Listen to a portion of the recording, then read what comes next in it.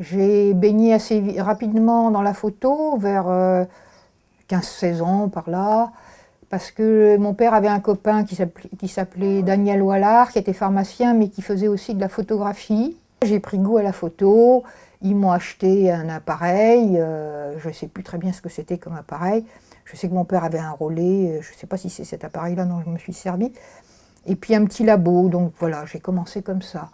Et puis après, je suis venue à Paris pour passer mon bac. Et comme j'étais plus âgée que les autres, j'ai préféré bifurquer sur la photo.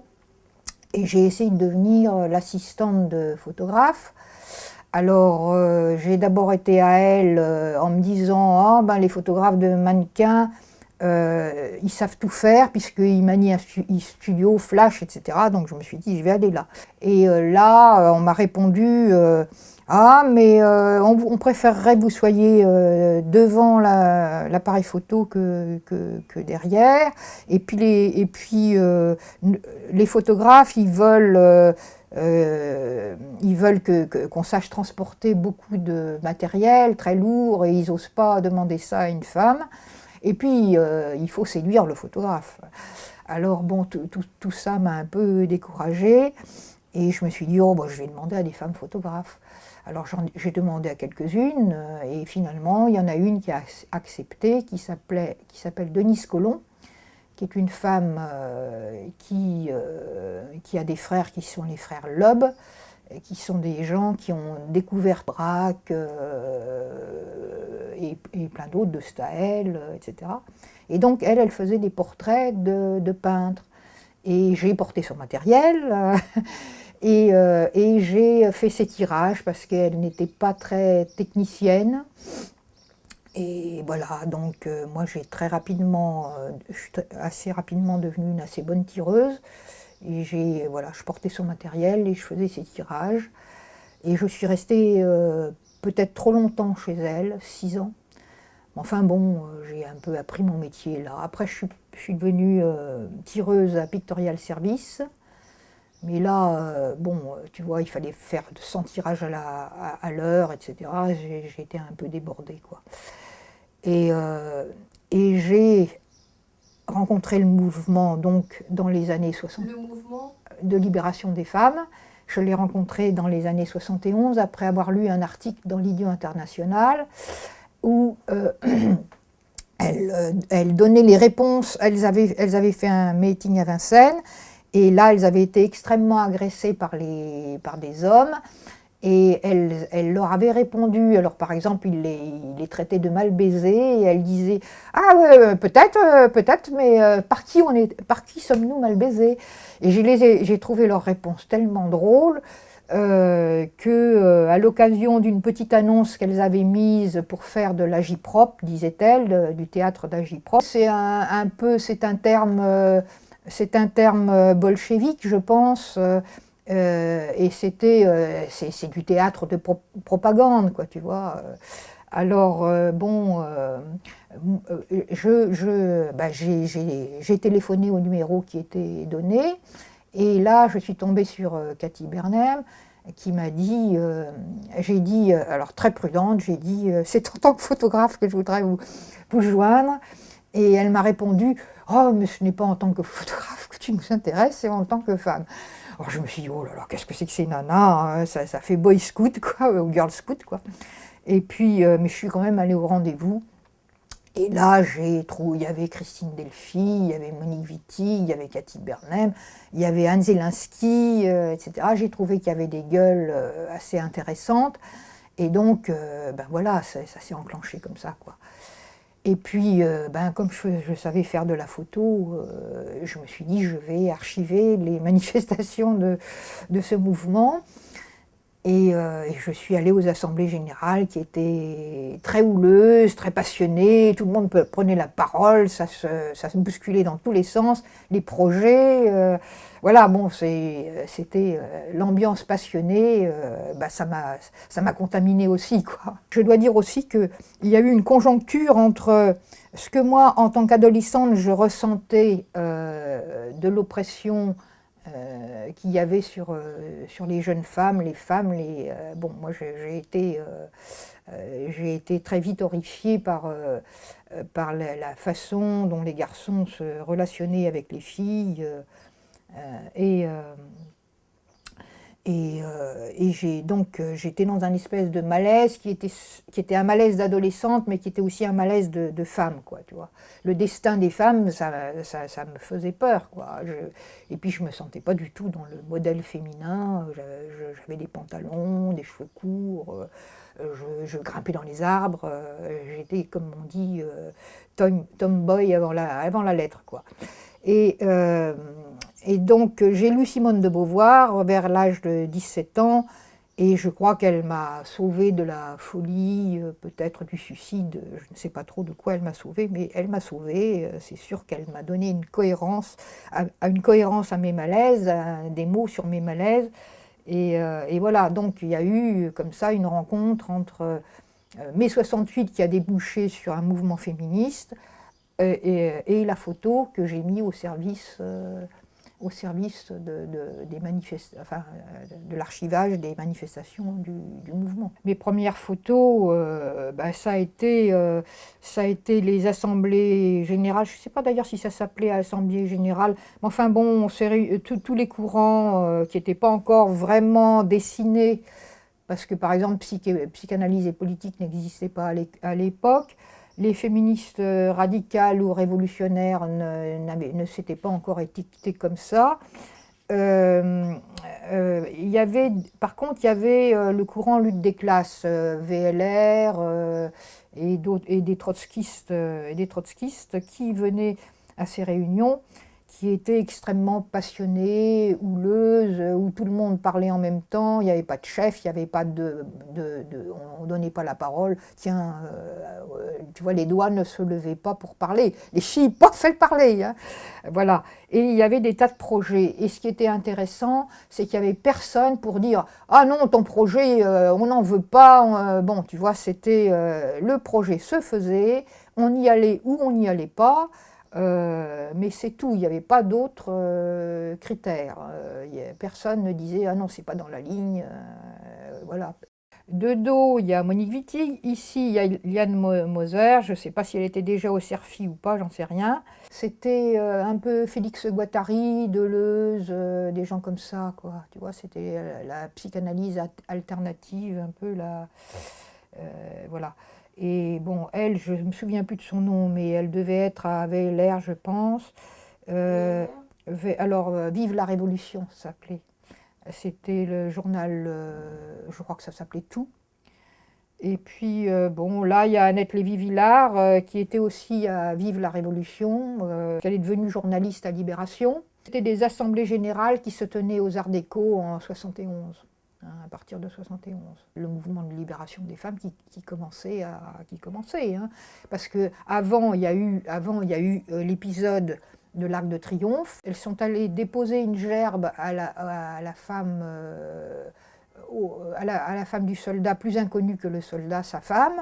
C'était quelle date, ça ? C'était en 70, c'était en août 70. Elles étaient très peu nombreuses, elles devaient être 10 ou 11. C'est un peu là qu'a pris forme un certain type de slogan rigolo qui essayait de parler à l'inconscient des gens, et c'est devenu la marque de fabrique un peu d'un certain nombre de féministes qui ont pris soit l'étiquette féministe révolutionnaire, soit qui étaient des individus comme Christiane Rochefort, voilà, qui n'ont pas pris d'étiquette, quoi. Ensuite, on est allé à une grève où il y avait une grande majorité de femmes qui étaient concernées, parce que je pense qu'on avait des restes de gauchisme aussi, mais au lieu de venir avec y compris une parole féministe, on ne voulait pas plaquer sur elle nos idées. Il y avait des militants de la CGT qui étaient là et qui nous empêchaient d'avoir l'approche. Et puis il y a il y a eu une contre-maîtresse qui nous a approchés, qui nous a demandé pourquoi on venait. Et à partir de ce moment-là, elle a fait venir d'autres ouvrières avec elle. On s'est mis dans un petit coin et on les a interviewées, on les a filmées. C'était à peu près quelle époque ça? C'était aussi le 26-02-71. Tu sais, il y a beaucoup de choses qui se sont passées en 71. Et puis tout dernièrement, on a été certaine qu'il y avait licenciement, chose que personne ne pensait. Alors là, il s'est passé quelque chose à l'intérieur de l'atelier, confection, quoi? On n'en sait rien.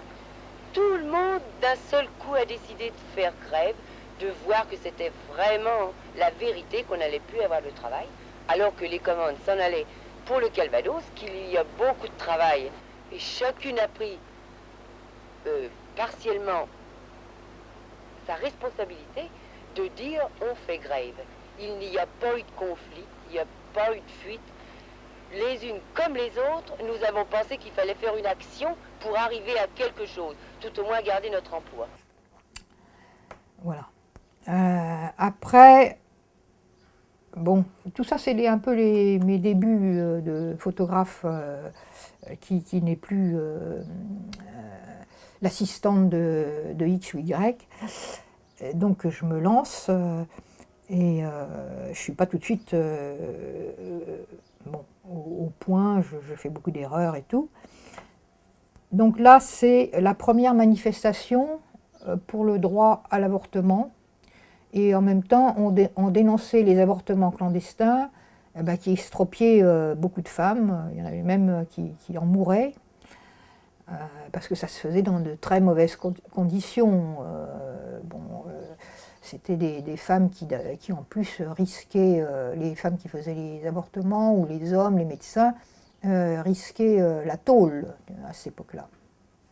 C'était absolument interdit. On avait fait un cercueil avec des milliers de femmes par an victimes de l'avortement clandestin en France.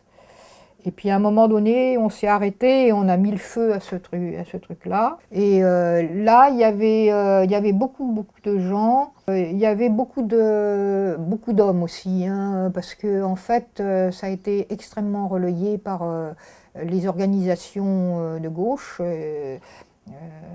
d'extrême gauche même. Et donc, bon, il y avait environ 5000 personnes, quoi, hein, donc c'était le tout début. Alors on a croisé un mariage aussi, et il y a des filles qui les ont coursées, elles ont fait très peur à la pauvre mariée, elles ont crié « mariage piège à con », je crois pas que les mariés aient compris grand-chose. C'est une action avec le phare contre une émission de Ménie Grégoire intitulée « L'homosexualité, ce douloureux problème ». Alors le Front homosexuel d'action révolutionnaire. Ici Ménie Grégoire, qui vous dit bonjour à tous. D'avoir depuis une demi-heure une discussion absolument passionnée et passionnante sur l'homosexualité que nous allons continuer sur l'antenne. On a décidé de faire ensemble une manifestation contre l'émission de Ménie Grégoire. Et on s'est levé et on a crié « Nous ne souffrons pas ». Et puis on a envahi la scène, parce qu'il y avait des spécialistes. Alors elle avait invité un curé, un psychanalyste, etc. Et alors, quand on s'est levé, qu'on a envahi la scène, elle a crié « Ciel, les homosexuels attaquent !» Et puis, pof, évidemment, elle a coupé l'émission, quoi. Et puis, je me souviens qu'il y avait une chanson. Ménie s'est faite belle, Ménie... bon, tu vois, je me souviens plus très bien de la chanson. Il faudrait lui demander à Marie-Jo Bonnet, qui connaît ça par cœur. Moi, ma mémoire flanche.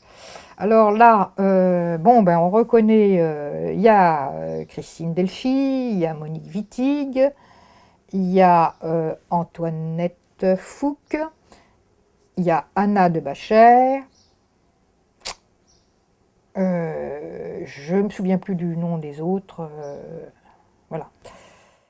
Là, c'est le Nouvel Observateur qui, après le manifeste des 343, c'est-à-dire des femmes qui ont décidé de dire qu'elles avaient avorté, qu'elles l'aient fait ou non, parce que moi, par exemple, j'ai signé, j'ai jamais avorté de ma vie, mais j'étais solidaire, évidemment, des femmes qui avaient fait des avortements. Et j'étais pour la fin de l'interdiction de l'avortement, donc j'ai signé ce manifeste. qui est paru dans le Nouvel Observateur. Donc après ça, ils avaient un machin qui s'appelle le club du Nouvel Observateur, et ils ont fait venir, comme d'habitude, des spécialistes et pour parler de l'avortement. Et nous, on a envahi la scène parce qu'on ne voulait pas que ce soit seulement les spécialistes qui parlent de l'avortement. On estimait que les femmes qui avaient avorté étaient bien aussi spécialistes qu'eux, avaient autant de choses à dire. Et donc on les a forcés à accepter que ces femmes viennent parler de leurs avortements sur la scène. Voilà, donc on a foutu le bordel. Et le Nouvel Observateur, au lieu d'être furieux de ça, ils ont été contents parce qu'ils se sont quand même rendus compte que les spécialistes nous faisaient dormir, alors que tout ce remue-ménage rendait les choses beaucoup plus passionnantes, quoi. Donc, en fait, ils n'ont pas été si mécontents de ça, de notre intervention. Un peu houleuse, quoi. Voilà, bon, alors je me souviens plus si c'était avant ou après, mais en mai 1971, on a fêté la Commune de Paris. Et là, on a commencé beaucoup à prendre l'habitude, mais enfin ça avait déjà commencé avant, à faire des chansons assez rigolotes. Bon, je te montre, j'ai choisi 2 photos là-dessus. Là, il y avait les filles de Vive la Révolution, autour de Françoise Pic. Françoise Pic est ici, hein, qui va devenir une historienne du mouvement, et de plein d'autres. Enfin, elle a écrit pas mal de bouquins, quoi. Et bon, il y a Annie Cohen aussi qui est là, avec ses lunettes noires. Bon, alors c'était pour rendre hommage aux femmes de la Commune. Et on a chanté beaucoup de chansons. Nous, on avait fait un panneau sur la grève de Troyes. Il y a aussi un autre événement important qui s'est passé à ce moment-là. C'est qu'autour du groupe de Monique Wittig et de Gilles Wittig, des filles ont écrit dans le mouvement de libération des femmes, il y a des hétérosexuels, mais il y a aussi des homosexuels. Bon, bref, il y a des femmes non mariées, des femmes mariées. Tu vois, elles ont essayé de donner toute la diversité du mouvement, mais en insistant beaucoup sur le fait qu'il y avait aussi des homosexuels. Alors là, c'est une photo, c'est 28 mai 1972. On a fait une manifestation contre la fête des mères et le prix Cognac G. C'est-à-dire, le prix Cognac G, c'était un prix qui était donné aux femmes qui faisaient des familles nombreuses. Et puis, c'est une manifestation qui s'est faite aussi contre le fait que les femmes n'avaient de véritable identité magnifiée qu'à condition d'être des mères. Et les autres, évidemment, c'était caca, quoi. Alors, voilà, on a fait une manifestation, on s'est déguisé en petite fille de la famille la plus nombreuse, et on a descendu les Champs-Élysées comme ça, quoi. Et puis, arrivé au rond-point, on s'est fait embarquer par les flics de façon assez brutale. Et on s'est retrouvés au commissariat, et là, on les a beaucoup emmerdés, on criait, on jouait les hystériques, on leur demandait sans arrêt d'aller faire pipi. Voilà, on avait un côté un petit peu adolescente, quoi. Et ils ont fini par nous relâcher une à une. Bon, voilà. Je n'ai pas fait une chronologie, mais bon. 17 juin 72, il y a eu la foire des femmes.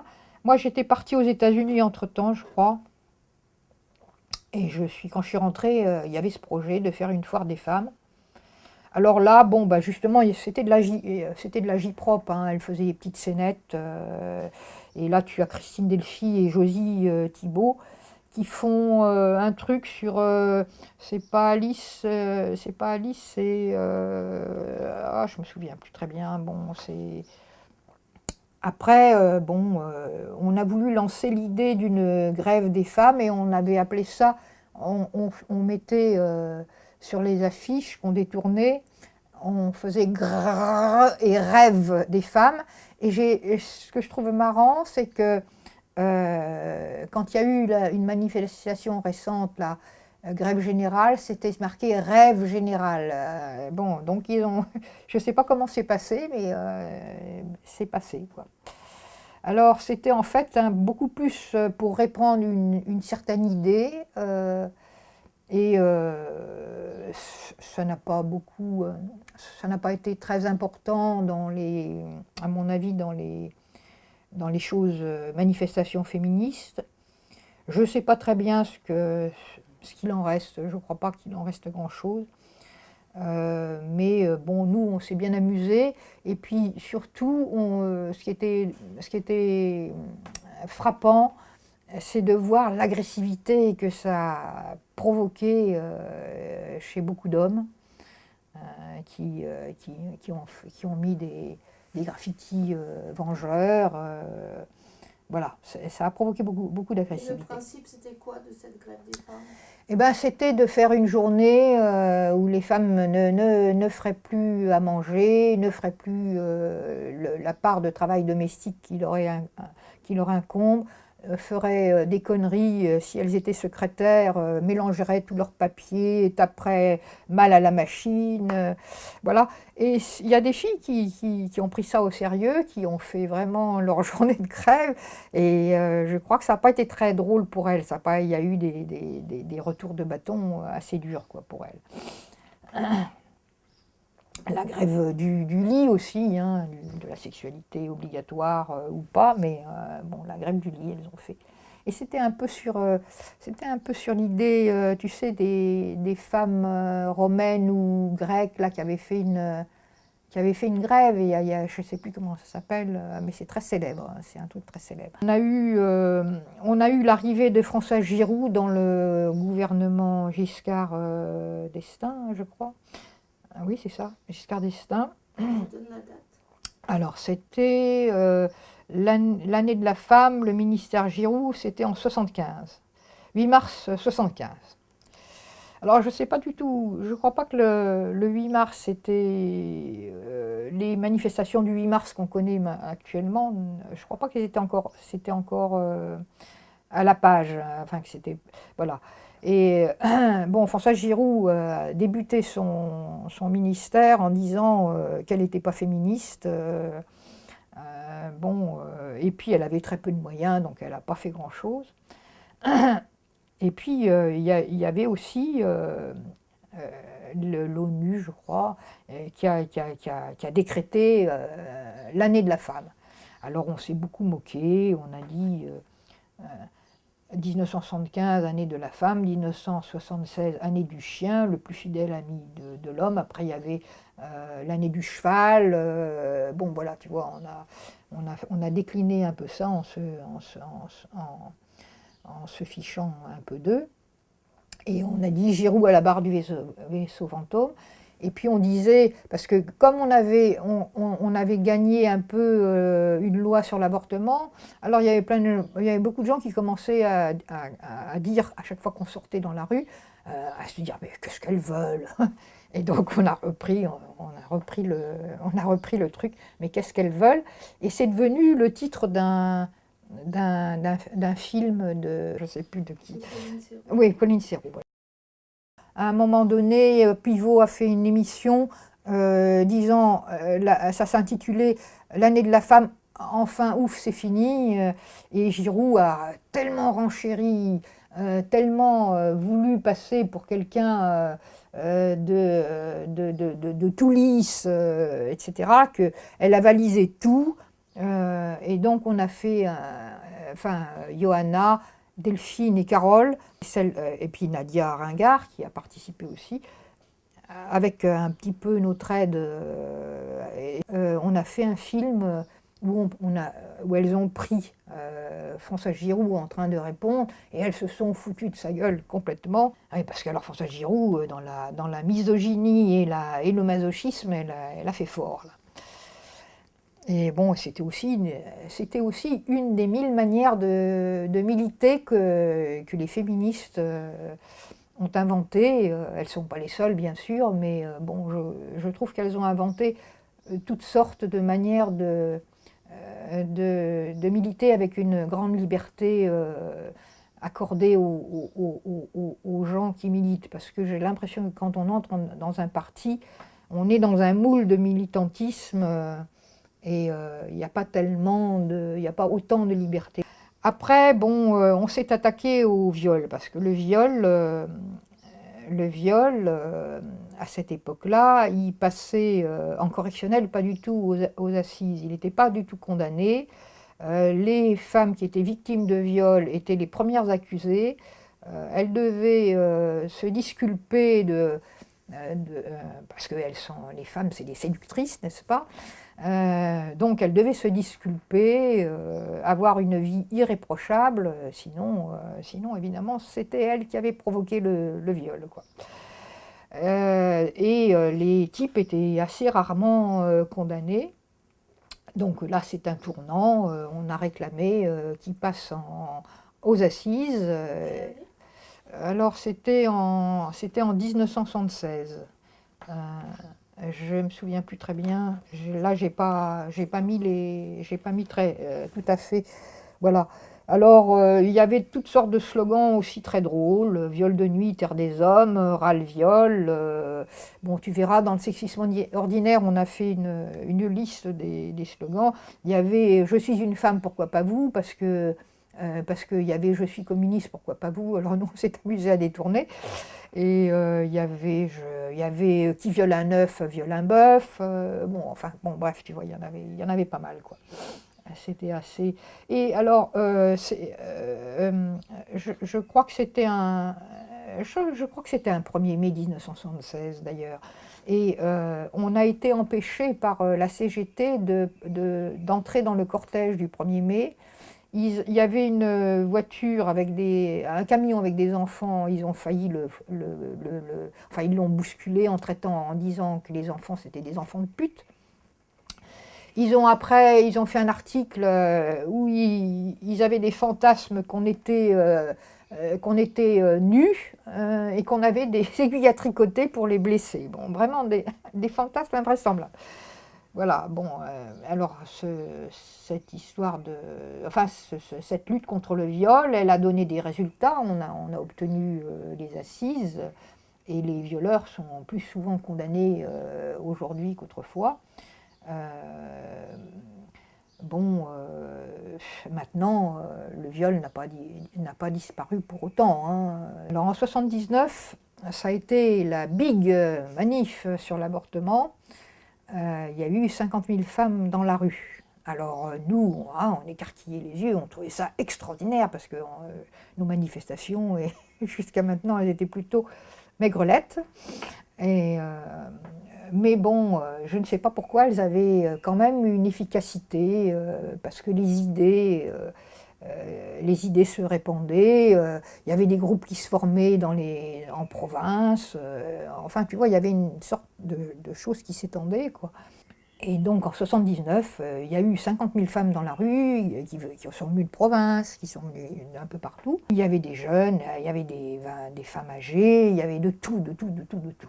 Mais bon, 50 000 femmes, quand tu vois que la Gay Pride en met 500 000 dans la rue, évidemment, on est 50 000 femmes. Bon, voilà. Et puis là, par exemple, les cathos intégristes, tu vois, de la marche pour la vie, eh ben, ils approchent, hein, ils en sont à 30 000, 40 000. Donc, méfions-nous, bientôt, ils vont les avoir, les 50 000, et ça va... Bon, il faut être vigilante, quoi. Là, tu parles de maintenant. Oui, je parle de maintenant. Il faut être très vigilante. On n'est pas sûr qu'il n'y aura pas qu'on ne recommencera pas à attaquer le droit à l'avortement. D'ailleurs, il y a des hôpitaux qui disparaissent et on ne renouvelle pas les centres d'IVG. Bon, il faut être très vigilante. J'ai oublié de te dire qu'en 1979, il y a un événement très important qui s'est passé, c'est que le groupe Psychanalyse et Politique a déposé en marque commerciale et en association loi 1901 le MLF. Hein. Et ça veut dire qu'elles se sont appropriées tout le boulot militant que les femmes faisaient justement au nom du mouvement de libération des femmes. Alors elles ont prétendu que on avait abandonné ce titre, qu'il y avait un danger de récupération par des groupes, des partis, etc. Mais enfin, elles ont fait une sorte de putsch, quoi, hein. Elles ne se sont pas concertées avec... Alors, l'abandon du mouvement de libération des femmes, oui, parce que, si tu veux, le mouvement de libération des femmes, en fait, on signait de tas de noms de groupes, on signait même de noms de groupes complètement éphémères, qui n'existaient que pour un jour, que pour une certaine action, et ça n'allait pas au-delà. Donc on ne mettait pas groupe, je ne sais pas, qu'est-ce que je pourrais te dire, bon, par exemple, le féministe du 3e millénaire. Bon, c'est un groupe qui s'est formé et puis il a disparu une fois qu'on a terminé les actions. Mais ça s'appelait groupe féministe du 3e millénaire du mouvement de libération des femmes, sauf qu'on n'éprouvait pas le besoin d'à chaque fois de mettre du mouvement de libération des femmes, c'était implicite, hein. Et tous ces groupes qui signaient en ne mettant plus mouvement de libération des femmes, bah, c'était implicitement, elles étaient implicitement du mouvement de libération des femmes.